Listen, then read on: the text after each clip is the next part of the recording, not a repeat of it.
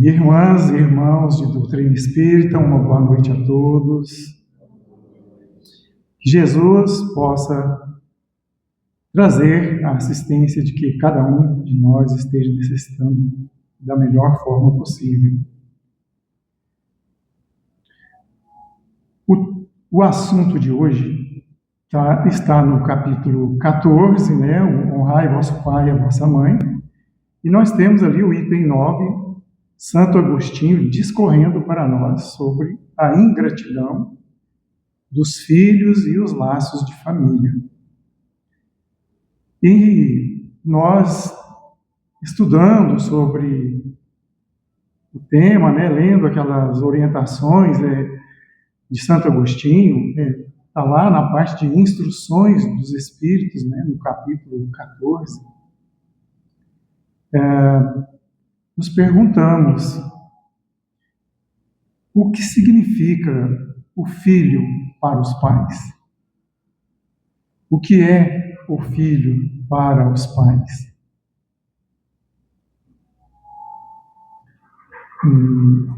E, no nosso entender, penso que para os pais ansiosos, aqueles pais amorosos, dedicados, os filhos são ali as joias do tesouro deles. E em muitas situações, depois de alguns anos da criação, do convívio, vemos comportamentos da parte dos filhos que vêm trazer desgosto aos pais. A gente vê isso muito. Traz desgosto, infelicidade, tristeza, dor para alguns. No nosso estudo de terça-feira, citamos um caso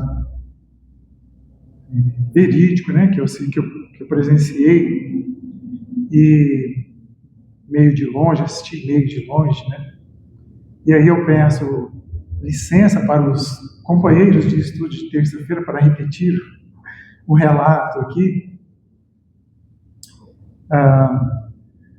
Um senhor, já com mais de 80 anos, adoeceu, ele estava doente e foi ficando muito decadente. A esposa também, já de uma certa, já próximo também dessa idade, muito fraca também. Então ele adoeceu e precisava de que alguém da família fosse cuidar dele, porque a esposa já não conseguia mais. Aí os cuidados de higiene, alimentação, tinha que carregar ele, levar para o banho, essa coisa toda. E esse casal tem 6 filhos, 5 homens e uma mulher. Aí começaram o desentendimento entre os filhos, discutindo, e aí a gente pensa assim, eles estavam discutindo, o desentendimento deles era para dizer assim, não, eu é que vou cuidar, não, sou eu, não, eu que vou, atendendo ao honrar vosso pai e a vossa mãe, lá do decálogo, mas só que não foi. Eles começaram a discutir para quem tinha mais obrigações com os pais para poder cuidar dele. Ele caiu, teve uma queda, machucou o fêmur, e aí a situação ficou complicada porque ele estava muito fraco. No final das contas, acabou ficando para a filha. Nenhum deles quis levar para casa para cuidar. Ficou para a filha. E aí, por ali, não era nem por uma um desejo, uma livre vontade dela, foi meio que obrigado. E aí ela ia lá na casa dos pais para poder cuidar, fazer esses cuidados dele. E aí, quando ele teve essa queda que machucou o fêmur, precisou ser levado, ser hospitalizado, alguém tinha que ficar com ele lá, acompanhando, né, os cuidados. E um dos filhos pede para um amigo dele, pergunta se ele não poderia ir ficar acompanhando o pai hospitalizado. Porque aí, nesse caso, a filha não quis ir, né? Porque ela, eu não tenho condições de ir e ficar. Já fiquei aqui, já estava cuidando aqui. Aí o amigo de um desses filhos falou: cara, eu tenho meu trabalho, tenho minha profissão, eu tenho meus filhos também para cuidar, minha esposa, porque eu tenho meu lar para cuidar. Você quer que eu vou deixar tudo isso para cuidar? Para acompanhar o seu pai, que vai ficar hospitalizado? Nenhum de vocês pode fazer um sacrifício e ir lá ficar com eles? Ficar com ele, né? Que no caso é ele. Então a gente se pergunta: como é que acontece umas situações dessas? Recentemente aí saiu na mídia que um jovem viajou mais de 600 quilômetros até onde o avô residia. O avô era dono de um bar. Ele foi até lá, matou o avô, pegou o dinheiro que ele tinha, as joias, e ele não foi sozinho. Um amigo desse rapaz veio de uma distância de 700 quilômetros, juntou com ele e eles foram lá para uma atitude dessa, um comportamento desse. Como é que pode situações semelhantes a essas pipocar aí por todos os lados? Então é por isso que Santo Agostinho vai fazer esse comentário para nós aqui no item 9 do capítulo 14. E aí, então, Santo Agostinho, ele vai dizer ali que ele diz muitas coisas lá, né? Então, até eu queria falar para o Tony, né, que a gente tinha que marcar um seminário para tratar desse item. Queria que ele marcasse para amanhã, das 8 às 11 e das 14 às 16 horas, talvez dava para a gente passar todo esse item 9 aqui, no capítulo 14. Porque Santo Agostinho traz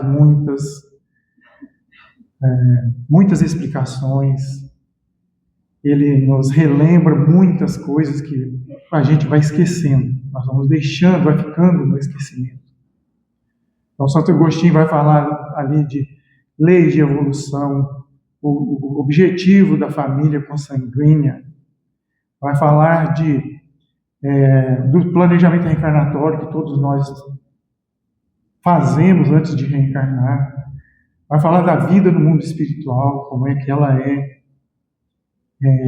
dinâmica e ativa e muito importante, e lá a gente aprende, evolui muito, porque lá nós mudamos nossas concepções, lá nós mudamos a nossa forma de pensar, nossa forma de ver. Então, existem aqueles que dizem que nós só evoluímos aqui, no plano físico, na vestimenta do corpo. Isso não é verdade. Nós evoluímos na dimensão espiritual. Evoluímos muito. Aqui, quando nós retornamos, aqui é o local de reajuste, de resgate de dívidas. Resgate de dívidas com os nossos semelhantes e reajuste com a lei, com a justiça divina. É aqui que a gente vem fazer esses ajustes. Mas lá na dimensão espiritual a gente evolui e muito. Inclusive lá tem até universidades para que nós consigamos desenvolver nossas virtudes. Nós vemos que a gente lembra que Alcione estava num dos planetas da constelação do sistema Sírius, desenvolvendo harmonia. Harmonia. Então, ainda fala dos deveres dos pais, da lei de causa e efeito, das tendências que as crianças trazem. Mas, por que aqui? Aí Santo Agostinho vai dizer, olha gente, em outras palavras, tá? Não vou pegar aqui e ler tudo que ele está dizendo, não. Em outras palavras, ele está dizendo assim, é natural que haja esses comportamentos. A família, ele vai dizer, ali é um laboratório de experiências, não é um simples aglomerado de pessoas. É um laboratório de experiências. É um projeto, família é um projeto de Deus. Tem um objetivo, tem propósitos. E os propósitos principais aqui é de reajuste, de resgate de dívidas. Santo Agostinho vai deixar isso claro lá para nós. É por isso que é natural que aconteça isso. Mas não deveria acontecer, ele vai dizer. Acontece nos casos em que há ali a falta de foco no papel a desempenhar. Porque o pai, a mãe, o espírito, quando vem nessa condição, está desempenhando um papel. Por que é desempenhar um papel? Porque hoje estou na condição de filho, amanhã estarei na condição de pai. E desses filhos que hoje, dos meus pais ou minhas mães, ou minha mãe, do meu pai ou minha mãe, poderei ser pai deles no futuro. Por isso que é papel, é um papel que nós desempenhamos, uma função. E aí, como é que a família, o que a família significa nesse sentido? Aí nós vamos para o Espírito Emmanuel, né? O Espírito Emmanuel, lá no livro Consolador, na questão 110, ele vai dizer que o lar ainda é a melhor escola para a educação das almas. O lar ainda é a melhor escola para a educação das almas. As instituições vão instruir. O lar educa, a família educa. Aí vem ali naquele núcleo de educação, quem é que está se reunindo ali? Inimigos do passado, antigas vítimas, antigos algozes, antagonistas, adversários, se reúnem ali para converter a animosidade em bons sentimentos. Aqueles sentimentos animalescos, né? De intolerância, de repulsa, de ódio às vezes. Muitas vezes nós não conseguimos, nós não manifestamos, mas as pessoas têm ali meio que forjado lá dentro, mas bloqueado pelo esquecimento do passado e a nova proposta reencarnatória, ainda guarda ressentimentos. E isso às vezes se manifesta de forma está no inconsciente e algumas vezes se manifesta dessa forma que nós estamos falando. Aí quando os filhos entram na adolescência, começam a trazer o seu verdadeiro eu à tona, muitas vezes os pais, em algumas situações, chegam até a assustar com o comportamento dos filhos. Eles não esperavam que eles se comportassem daquela forma. Então, essa reunião deles, de adversários, é por isso que é um momento de reajuste. E Santo Agostinho, ele vai dizer aqui nesse item que cabe aos pais, quando eles ainda criança, os filhos, prestarem muita atenção nas tendências. Prestarem muita atenção.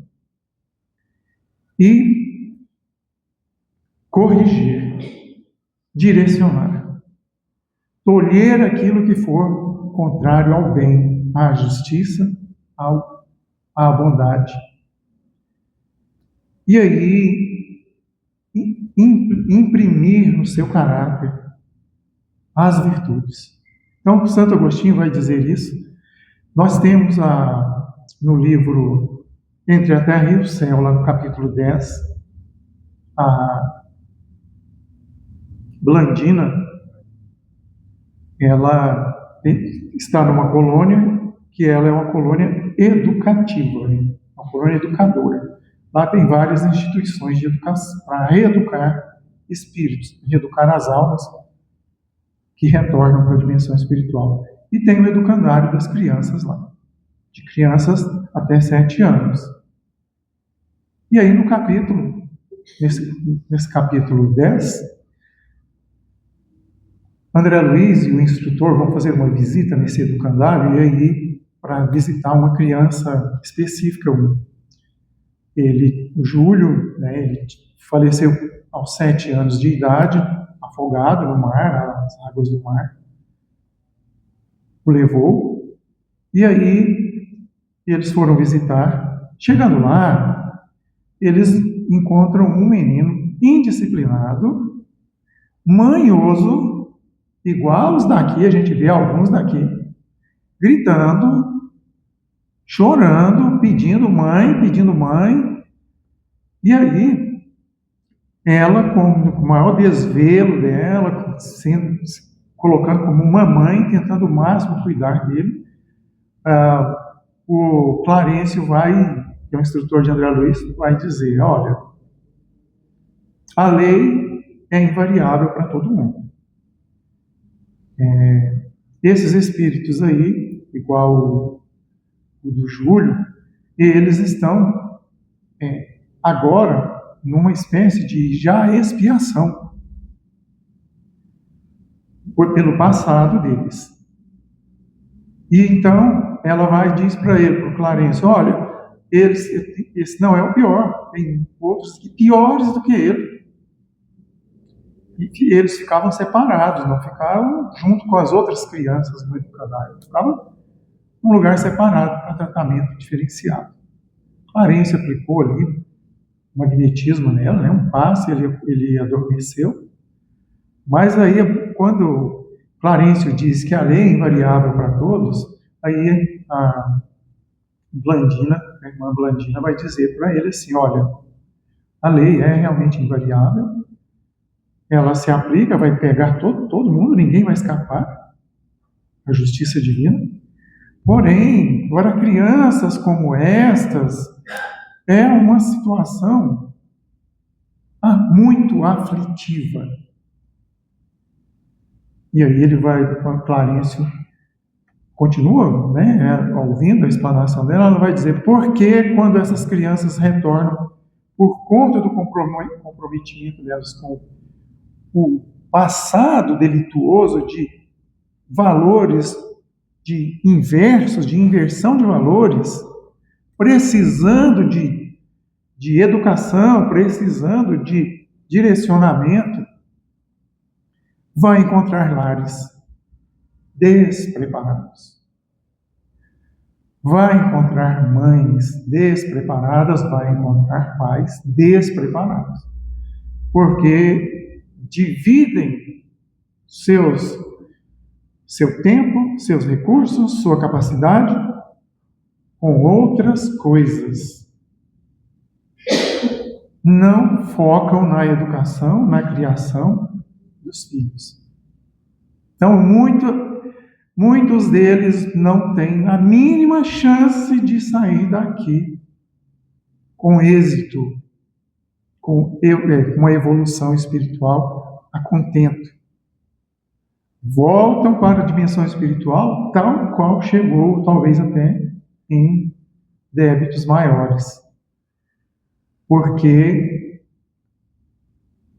as ocupações da vida, a busca pelas conquistas, pelo ter, pelo possuir, pelo poder, pelo prestígio, envolvimento com prazeres que o mundo traz, desfocam os pais da educação dos filhos. Então ela diz isso lá no capítulo 8. Santo Agostinho fala nesse item, que os pais precisam de ter muita concentração nesse sentido, em estudar essas imperfeições, né? Com afinco essas tendências, porque e aí ele justifica o porquê. Ele fala assim que as dores maiores são as que afetam o coração. As dores maiores que afetam são as que afetam o coração. Aí é o desgosto, né, que os pais vão ter lá na frente. E aí, só que ele diz, gente, não é tão difícil. Porque no primeiro momento a gente pode pensar, não, é muito complicado isso é muito difícil. Mas ele fala, não é difícil, é só cada um cumprir o seu papel. Que tudo vai dar certo. No caso dos pais, no livro Nos Domínios da Mediunidade, Paulo vai dizer que o Santo Agostinho, quando ele está falando isso aí, que as provas as provas mais duras são as que afetam o coração, ele vai dizer que a partir dali já são os pais começando sua expiação. Começam a expiar aqui. E isso percorre para as vidas futuras. Se transmite para as vidas futuras. O desgosto, o sofrimento, a tristeza que ele sofre aqui é o início da expiação que os pais vão passar. Então, lá no livro Nos Domínios da Mediunidade, Paulo vai dizer que os filhos são médiuns dos pais. Os filhos são médiuns dos pais. Então, o que eles são é a projeção do que eles vivem dentro do lar. É a projeção do que eles vivem dentro do lar. A soma, aí são eles. Os filhos são médiuns dos pais. E no livro Nos Domínios da Mediunidade, Mecanismos da Mediunidade,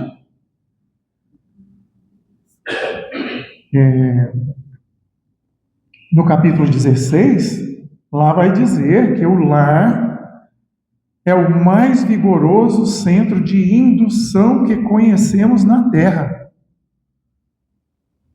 Mais vigoroso centro de indução que conhecemos na Terra, nessa linha de que os filhos são médiuns dos pais. Então, fala que o lar,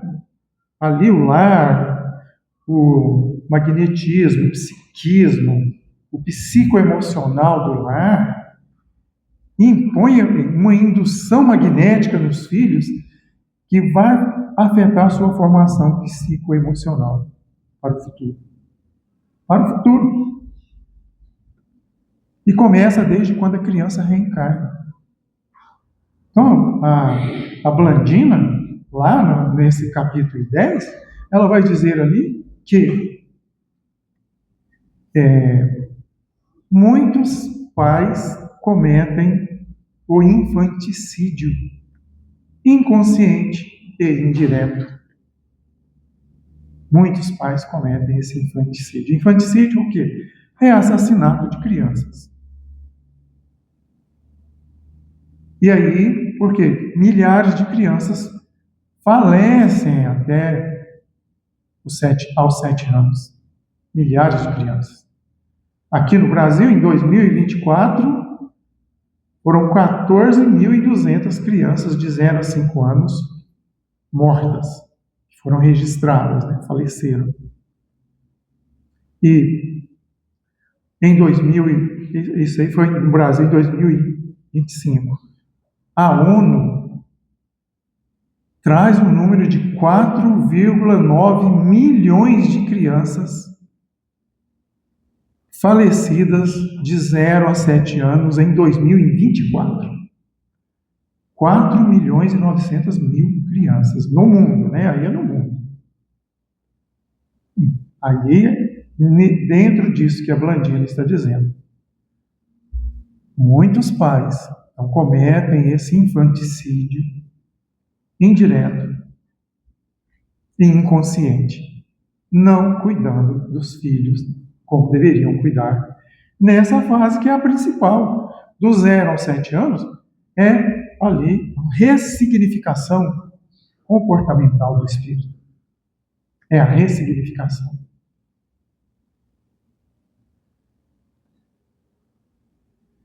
Aí nós temos assim, que nosso planeta é um planeta de provas e expiações, né, gente? Por isso que Santo Agostinho fala, você queria o quê? Que não tivesse essas coisas aí? Nosso planeta, ele está, tipo assim, lá naquela escala que Allan Kardec traz, na classificação dos espíritos, lá na questão 100 a 113, nós do planeta Terra, aí eu estou falando do planeta todo, a população, tá? Nós estamos ali no que a gente pode chamar de série C, a gente está na 3ª divisão. Nem na série B nós estamos, nem na 2ª divisão nós estamos. A 3ª divisão, né, a 3ª ordem dos espíritos que Allan Kardec traz lá, é dos espíritos imperfeitos. Somos nós. Mas, quando eu estou falando nós, não estou falando nós aqui dentro do centro, não, tá, gente?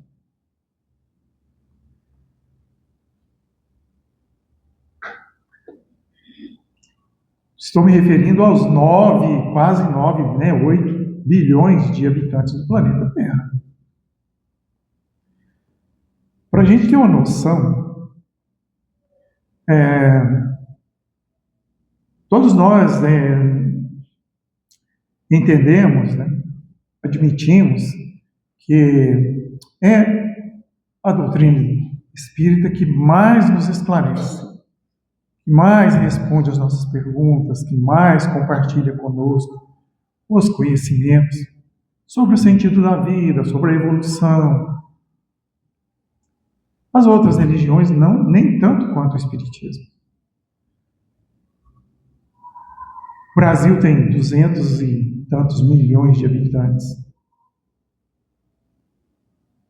Quantos milhões de espíritas nós temos aqui no Brasil, que é o país mais espírita do mundo?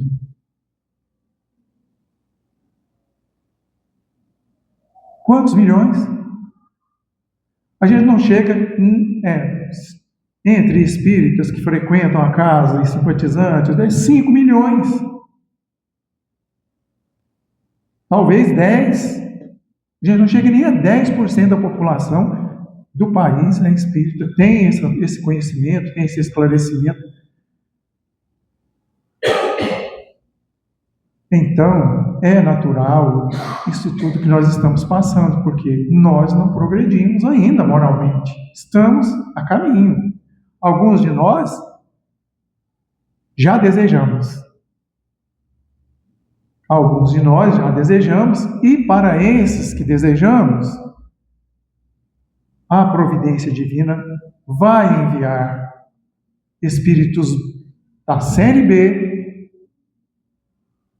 da segunda ordem de O Livro dos Espíritos, espíritos da segunda divisão, que são os bons espíritos, para reencarnar aqui, para dar essa ajuda, para dar esse impulso, porque nós estamos aqui há quanto tempo dentro do lamaçal e não conseguimos sair desse lamaçal. O materialismo predominando. Então, quando esses espíritos vierem, aí a gente vai estar já no mundo de regeneração, em que o bem prevalecerá, vai desaparecer essas ingratidões, essas coisas todas que nós estamos passando. O Santo Agostinho diz que isso é natural, nós precisamos nos esforçar. Cabe aí uma ressignificação de família, ressignificação de lar, porque nós temos observado que família e lar estão sendo meio que deixados de lado. Está havendo todo um trabalho aí, a gente está vendo que as forças do mal infiltram na mídia, nos meios de comunicação, e estão passando valores que são prejudiciais à família, a desagregar a família, desfazer os lares. Os espíritos do mal hoje estão atacando são os lares. Já foi dito que agora eles estão procurando infiltrar nas escolas infantis. Porque de ensino médio para lá já infiltraram, agora eles estão focados nas escolas infantis. E eles estão atacando os lares, porque eles querem destruir os lares, destruir esse instituto sagrado que é a família. Então há uma necessidade de ressignificação do lar, de novo dar valor à família, aos valores morais, aos bons costumes, às virtudes. Nós não vemos ninguém falar de virtudes mais. As pessoas virtuosas são consideradas babacas. Então, há uma necessidade dessa alteração, dessa mudança, desse retorno aí. Então, o Santo Agostinho diz lá, olha, mas nem todos erram. Muitos pais cumprem com seu papel, cumprem com seu dever.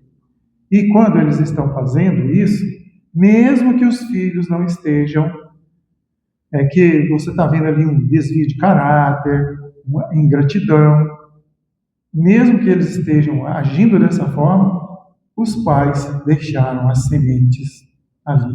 A boa semente está no coração deles, no terreno do coração deles, quando os pais cumprem bem o seu papel.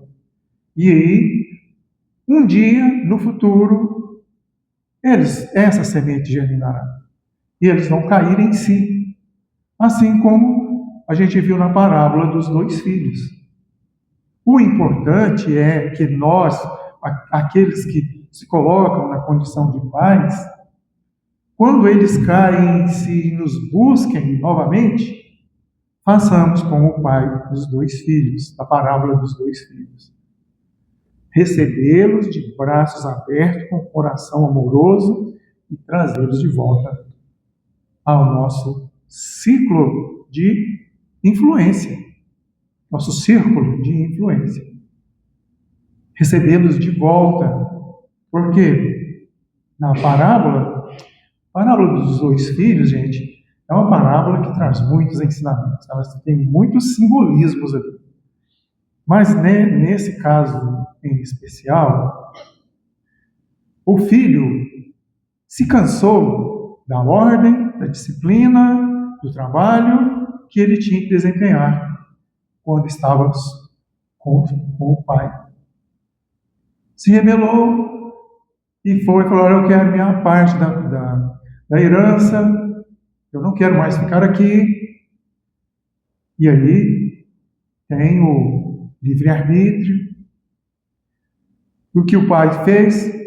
Repartiu a herança com os 2 filhos. Não deu só para um, para ele, para aquele que queria ir embora. Repartiu com os 2. Aquele passou por maus bocados, né? Teve uma situação muito complicada, começou ali já a espiar. Mas o outro filho, ficou e continuou trabalhando com o pai. Apesar de ter recebido também a sua parte da herança. Permaneceu com o pai.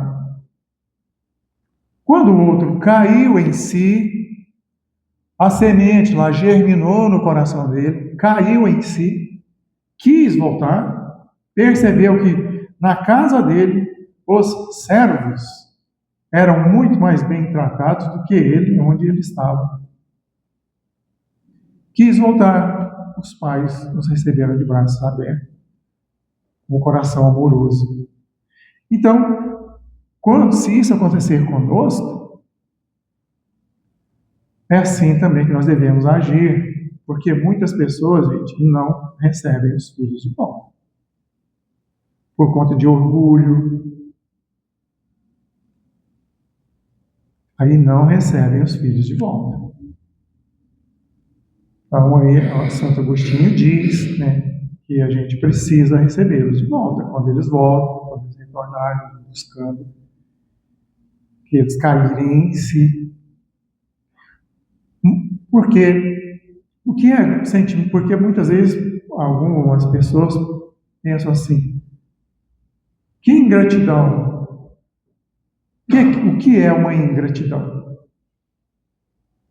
Nós vamos falar do que é a gratidão na prática. O que é a gratidão na prática, gente? Quando a gente tem um sentimento de gratidão por alguém, o que é isso na prática? Quando a gente vem aquela pessoa na nossa mente, vem um sentimento de leveza. Um sentimento de leveza. Um sentimento, assim, de vontade de emanar bons sentimentos para aquela pessoa. A gente vibra para ela positivamente, inconsciente. Porque quando nós lembramos de alguém e falamos: nossa Senhora, que pessoa chata, ainda bem que não está aqui, nós já estamos emanando energias negativas contra ela. Então, o sentimento de gratidão é a gente procurar saber notícias, a gente ir lá e visitar, a gente estar sempre disposto a ser útil, ter sempre boa vontade em relação a eles, porque quando a gente estava citando a questão dos filhos lá com o pai, muitos falam assim: não, eu não posso, eu tenho que cuidar dos meus filhos, eu tenho que cuidar da minha casa, então eu não posso. Muitas desculpas, né? Mas isso que a gente estava falando, de ser algo tão sério, que o apóstolo Paulo, em 2 de suas epístolas, ele vai falar sobre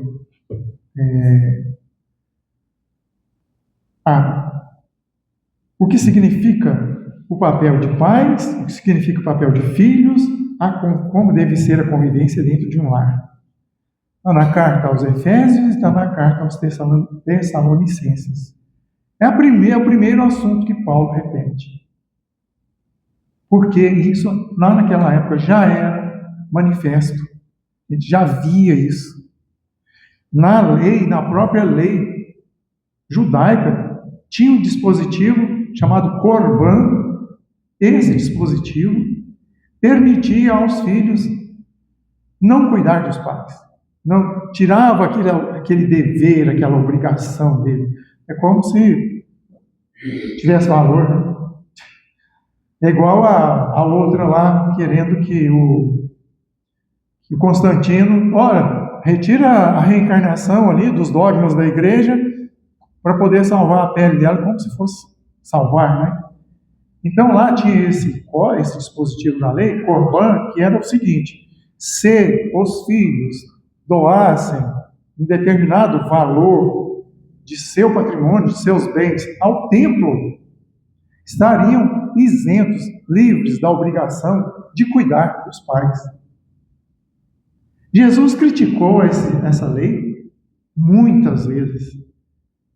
Debatia lá na sinagoga, lá com os escribas e fariseus e outros, criticava, e ele dizia que na lei devia estar assim: primeiro acolhe os pais, depois ajuda o templo.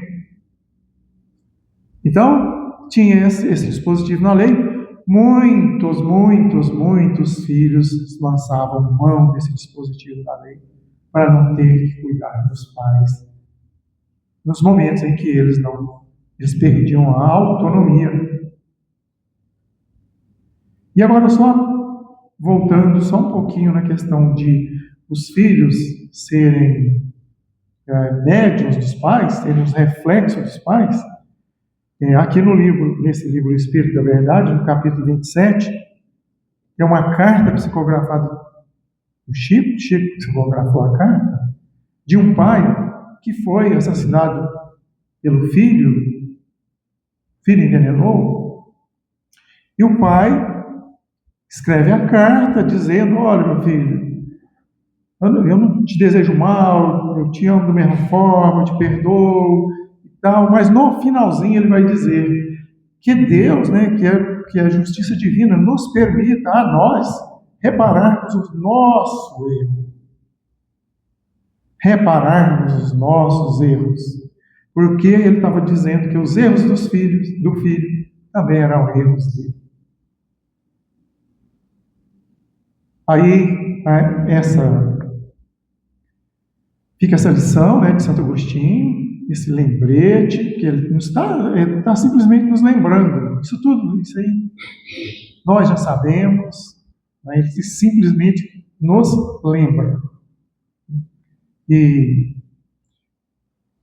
vamos focar na questão do retorno, da semente, da boa semente que foi plantada aos pais, pelos pais conscientes, pelos pais amorosos. Essas boas sementes vão germinar na hora certa. Então não vamos ficar aí com peso de consciência, remorso, porque na hora certa o bem vai florir, o bem vai florescer. E vai começar ali a transformação desses espíritos, buscando um novo caminho em direção à evolução. Porque a doutrina espírita nos revela, né, que a única tarefa que Deus nos impõe é a evolução. É nós sairmos lá da série C, condição de espíritos imperfeitos, e chegarmos na série A, espíritos puros, espíritos perfeitos, trabalhando a nossa transformação moral. Então, que os benfeitores espirituais possam nos envolver, trazer as bênçãos de que todos necessitamos, que elas possam nos acompanhar até os nossos lares.